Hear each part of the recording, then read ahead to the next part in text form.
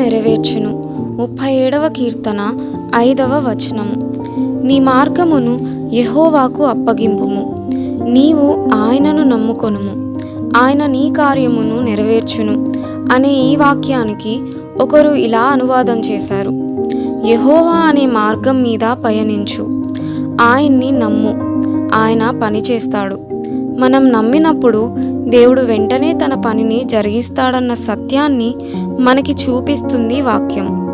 మన చేతుల్లో ఉన్న భారమంతటిని ఆయన మీదికి పొర్లించు.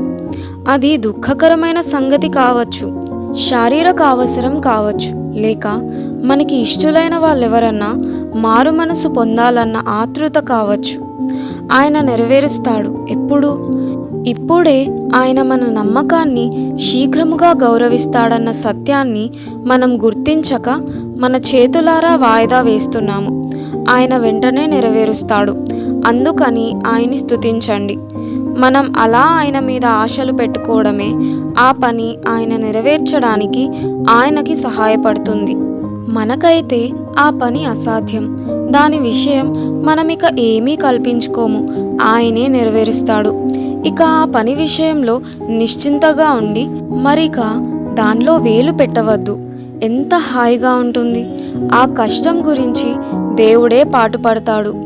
ఇలా చేయడం వల్ల నాకేం ఫలితం కనిపించడం లేదు అని కొందరు అనుకోవచ్చు. పర్వాలేదు, ఆయన పని చేస్తున్నాడు. నీ పని అంతా ఆయన మీదికి నెట్టేశావుగా. నీ విశ్వాసానికి పరీక్ష జరుగుతుందేమో.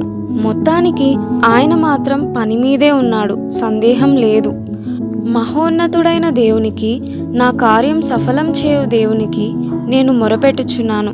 57వ కీర్తన 2వ వచనం. మరొక అనువాదం ఇలా ఉంది: నా చేతిలో ఉన్న పనిని ఆయన చక్కబెడుతున్నాడు. ఈ రోజుల్లో ఇది మన స్వానుభవంలోకి రావడం లేదా? నా చేతిలో ప్రస్తుతం ఉన్న పని, లేక ఈరోజు నేను చేయవలసిన పని, నా తలకి మించిన ఈ పని చేయగలనులే అనుకొని నా శక్తి సామర్థ్యాల మీద నమ్మకంతో నా నెత్తిన వేసుకున్న పని, ఈ పని నేను ఆయనకి అప్పగించి నా కోసం దాన్ని చేసి పెట్టమంటాను. ఇహ చీకు చింత లేకుండా హాయిగా ఉంటాను. ఆయన చూసుకుంటాడు. జ్ఞానులు వాళ్ళ పనులు దేవుని చేతిలో ఉన్నాయి. దేవుడు తాను చేసిన నిబంధన ప్రకారం తన పని తాను చేసుకుపోతూ ఉంటాడు.